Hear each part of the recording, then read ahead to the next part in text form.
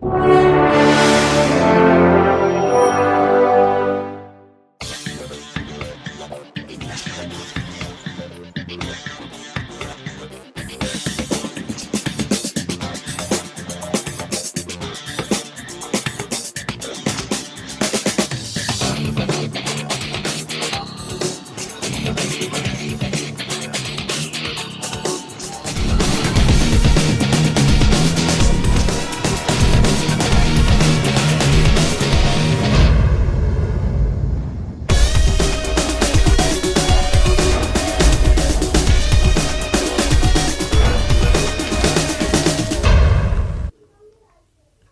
आज हम बात करेंगे यूपी सुपर टेट 2020 के क्वेश्चन पेपर को लेकर। तो चलिए शुरू करते हैं। क्वेश्चन नंबर 1, कृदंत प्रत्यय किन शब्दों के साथ जुड़ते हैं? ऑप्शन हमारे सामने है, संज्ञा, सर्वनाम, क्रिया या अव्यय। कृदंत प्रत्यय जो होते हैं वो क्रियापद के मूल रूप के अंत में जुड़कर नए शब्द का निर्माण करते हैं, जैसे कि लिख प्लस अक बन जाएगा लेखक। तो इसलिए इसका आंसर हो जाएगा क्या? क्रिया।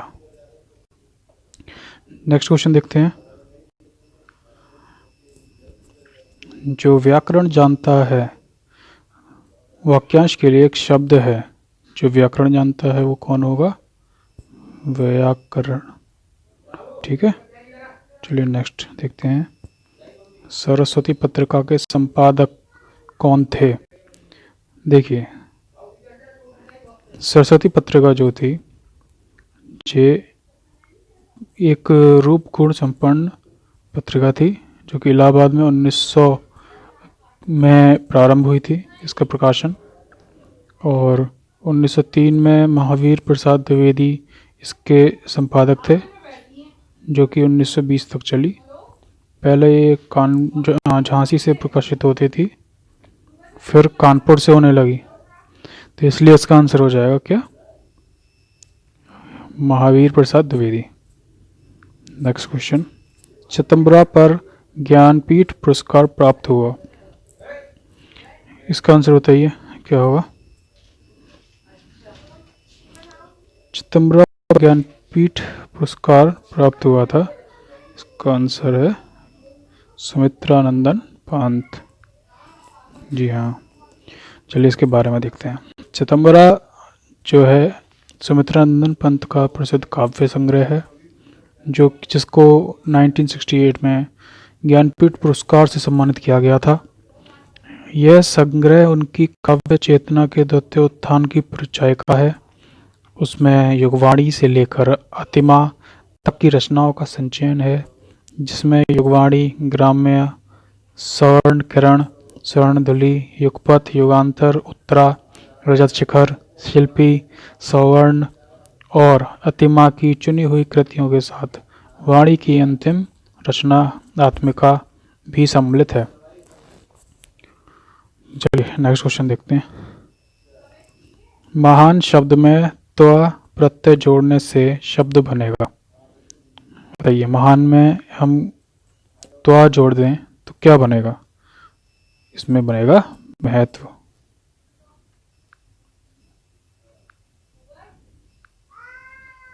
महत्व। नेक्स्ट, महावीर प्रसाद द्विवेदी ने आदिकाल को क्या संज्ञा दी है? महावीर प्रसाद द्विवेदी ने आदिकाल को क्या संज्ञा दी है? बीजोपन काल। क्या? बीजोपन काल। देखिए यहाँ इन सब के बारे में दिया हुआ है। डॉक्टर ग्रायसर ने प्रथम काल को चारण काल कहा है, मिश्र बंधु ने आरंभ काल कहा है, आचार्य राम शुक्ल ने वीरगाथा काल कहा है, राहुल संकृत्यायन ने सिद्ध सामंत युग कहा है, महावीर प्रसाद द्विवेदी ने बीजोपन काल कहा है, विश्वनाथ प्रसाद मिश्र ने वीर काल कहा है, हजारी प्रसाद द्विवेदी ने आदिकाल, राम कुमार वर्मा ने चारण काल।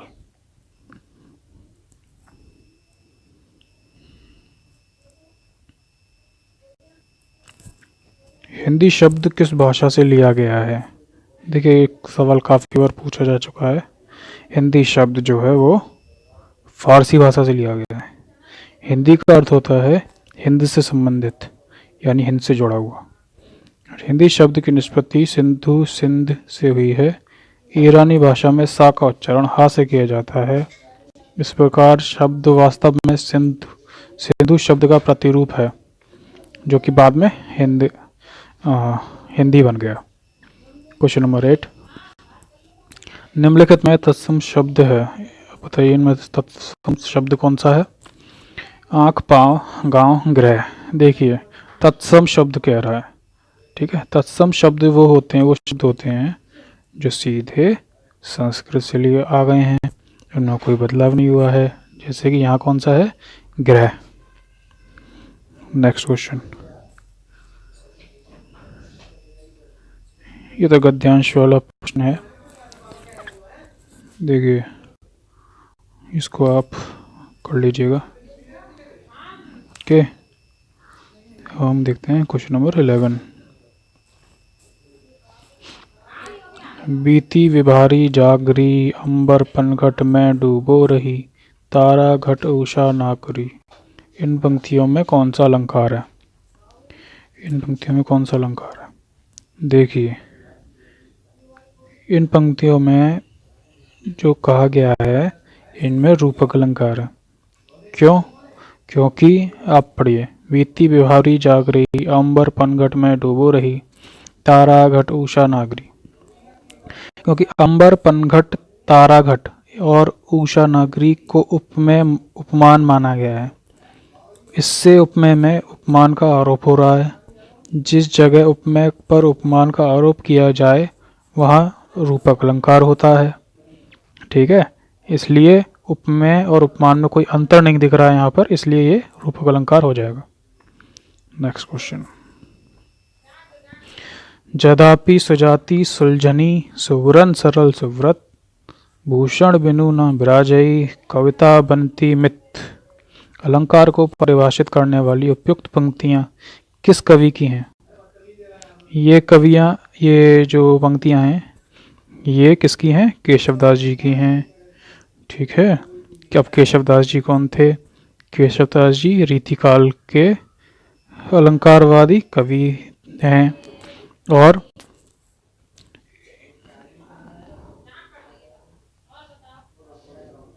और ये अलंकार काव्य से हटाइए। चलिए नेक्स्ट क्वेश्चन करते हैं। निम्नलिखित में से कौन सा शब्द सरस्वती का पर्याय नहीं है? देखिए, वीणापणी, भारती, वाग्देवी और जाह्नवी। इनमें से जो जाह्नवी है ये गंगा का पर्यायवाची शब्द है, तो इसलिए ये जो है सरस्वती का पर्यायवाची नहीं है, तो इसलिए हमारा राइट आंसर ऑप्शन डी होगा, जाह्नवी। क्वेश्चन नंबर 14, मैं, हम, तू, तुम आदि शब्द हैं, बताइए। ऑप्शन है संबंधवाचक, अनिश्चयवाचक, प्रश्नवाचक सर्वनाम और पुरुषवाचक सर्वनाम। देखिए हम, मैं, हम, तू, तुम आदि शब्द हैं, ये किस टाइप के शब्द हैं हमें ये बताना है, ठीक है। इसका आंसर होगा पुरुषवाचक सर्वनाम, क्योंकि मैं, हम, तू, तुम ये जो है ये पुरुषवाचक सर्वनाम के जो 3 प्रकार होते हैं उनमें से हैं। जैसे कि उत्तम पुरुष में आता है मैं, हम, ठीक है। मध्यम पुरुष में आता है तू, तुम, और अन्य पुरुष जो होता है उसमें वह, यह, उन, सो, उनको, इन है, उन है, उसके, इसने, ऐसे जितने भी होते हैं ये सभी अन्य पुरुष में आ जाते हैं। तो ये क्या होगा? पुरुषवाचक सर्वनाम होगा इसका right answer, option number D. Question number 15 देखते हैं। निम्नलिखित में से महाप्राण व्यंजन कौन से हैं?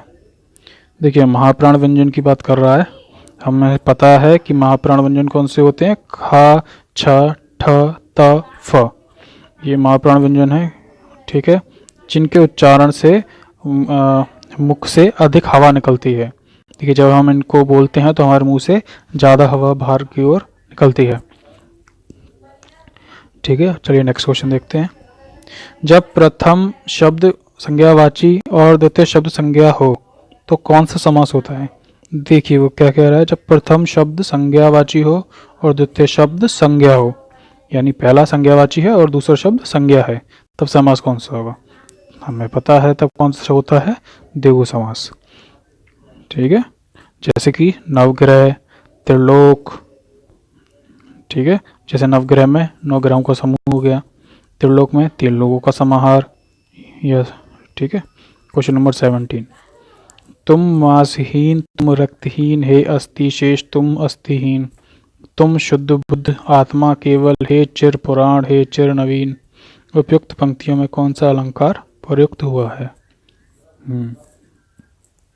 देखो, ये जो पंक्तियां हैं इसमें विरोधाभास अलंकार प्रयुक्त हुआ है।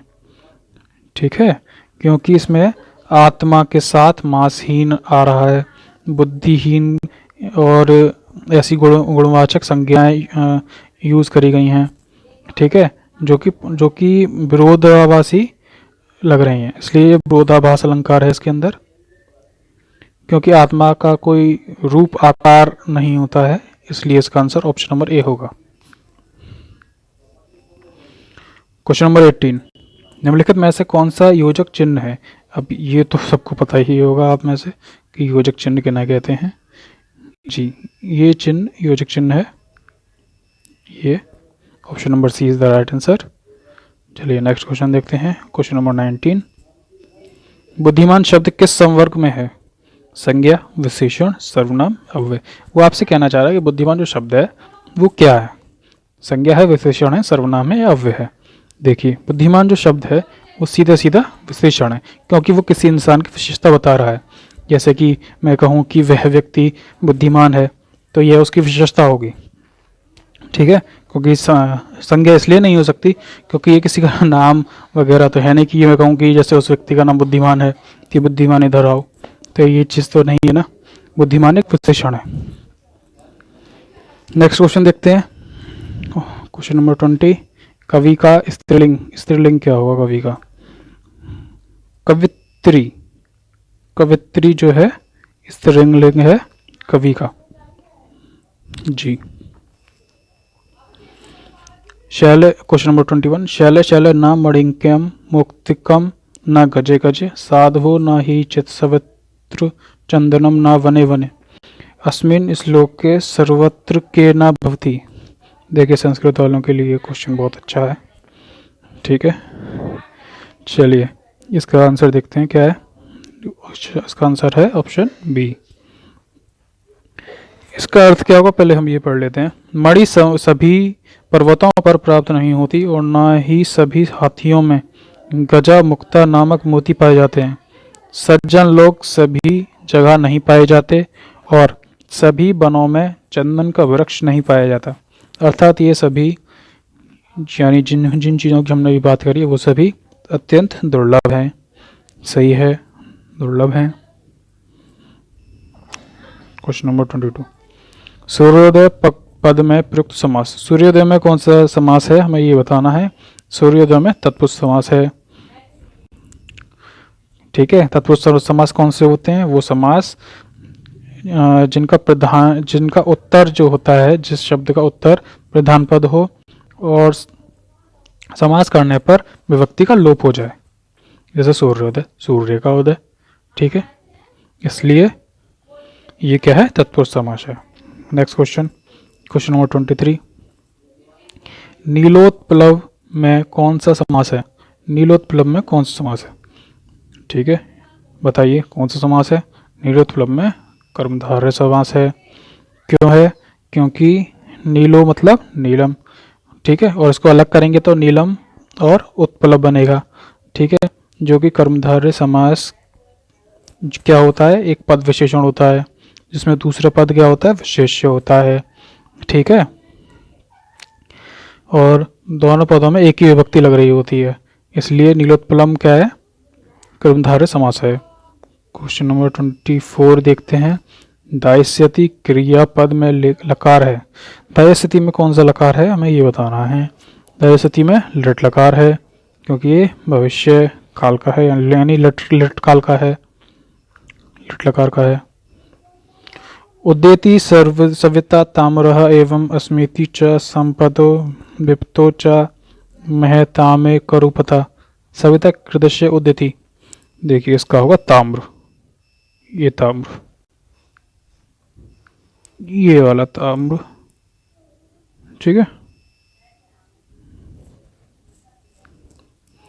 Option number A is the right answer. पितृस्वसा का अर्थ है, देखिए पितृस्वसा का मतलब क्या होता है, इसका मतलब होता है बुआ, ठीक है, बुआ।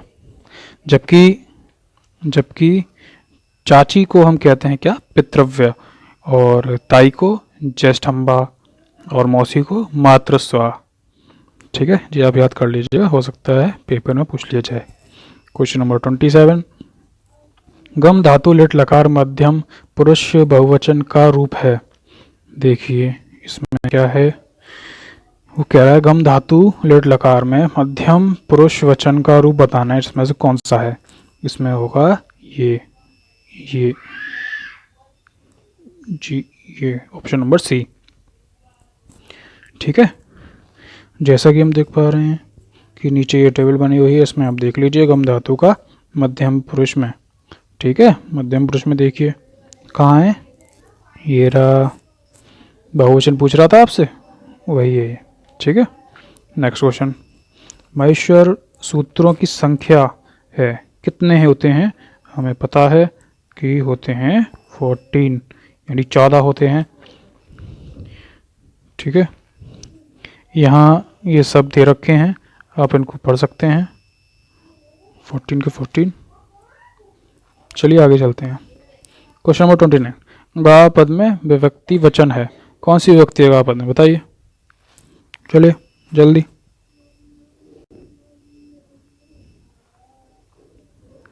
गा पद में द्वितीय विभक्ति है। क्वेश्चन नंबर नेक्स्ट देखते हैं, हसंती पद में प्रत्यय है, हसंती में कौन से प्रत्यय बताइए, हसंती में श्रत पद प्रत्यय है, श्रत, okay.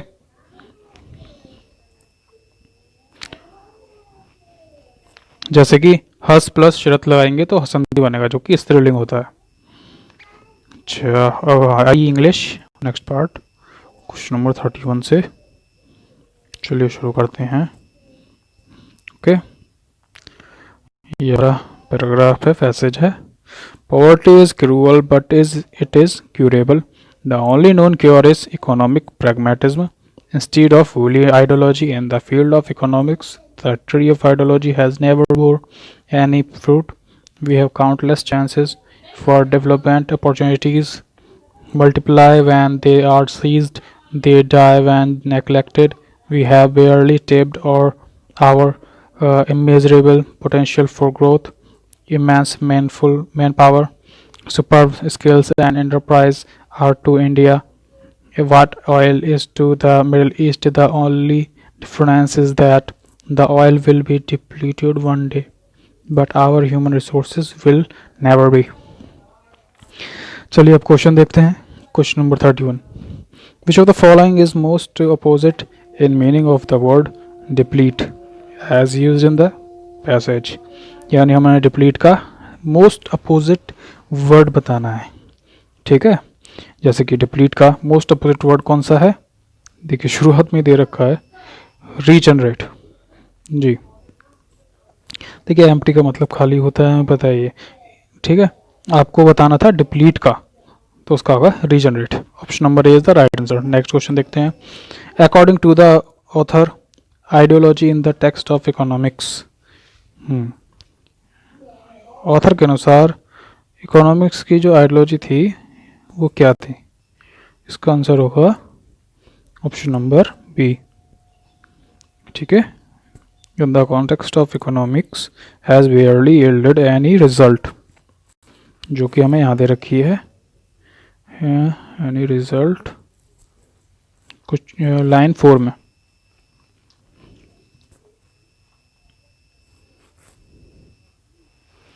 Question number 33, fill in the blanks with the correct pronoun in the following sentences.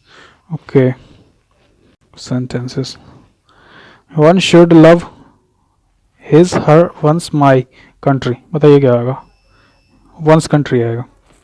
क्यों आएगा, once country इसलिए आएगा क्योंकि ये एक पॉसेसिव प्रोनाउन है। ठीक है, हम किसी कंट्री की बात कर रहे हैं तो वंस कंट्री आएगा। ठीक है, जैसे वन का होता है वंस, ही का हिज, शी का हर, इट का इट्स, यू का योर, दे का their. Next question, question number 34। The number of vowel and consonant sound in English is indicated respectively by. बताइए कितने होते हैं? 20 तो होते हैं वोवेल्स और 24 कॉन्सोनेंट्स। जी। Question number 35। Okay, identify the direct narration of the following. से डायरेक्ट नरेशन आपको बताना है। और चलिए, Atul informed his friend that he could make use of his bike while he was away. देखिए इसमें कौन सा डायरेक्ट नरेशन है आपको ये बताना है। कौन सा ऑप्शन होगा आंसर? आंसर होगा option number C. Okay, Atul said to his friend, Atul said to his friend, you can make use of my bike while I am away। जी, क्योंकि इसका इनडायरेक्ट जो था वो था Atul informed his friend that he could make use of his bike while he away, इसलिए इसका right answer होगा C. Identify the part of speech of the underlined word in the following sentence. He is intelligent enough to solve this sum. हमें बताना है इसकी जगह कौन सी पार्ट ऑफ स्पीच हम यूज़ कर सकते हैं। ठीक है, इनफ की जगह पर he is intelligent enough to solve this sum. जी, किस टाइप का ये पार्ट ऑफ स्पीच है हमें ये बताना है। ओके, ये क्या है? प्रीपोजिशन है।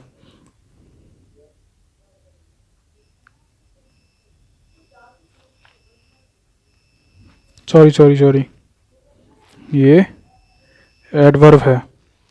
Enough, he is intelligent enough to solve this some.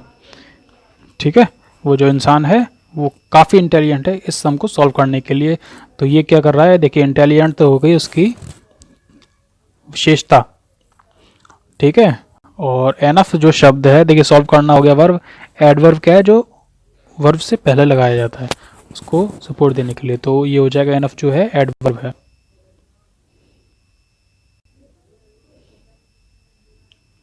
Find out the subject in the following sentences. अच्छा, one on the top of the hill lives a hermit. ठीक है, तो देखिए ये हर्मिट है, इसमें कुछ करने की जरूरत नहीं है, ये हमारा सही आंसर है ऑप्शन नंबर बी।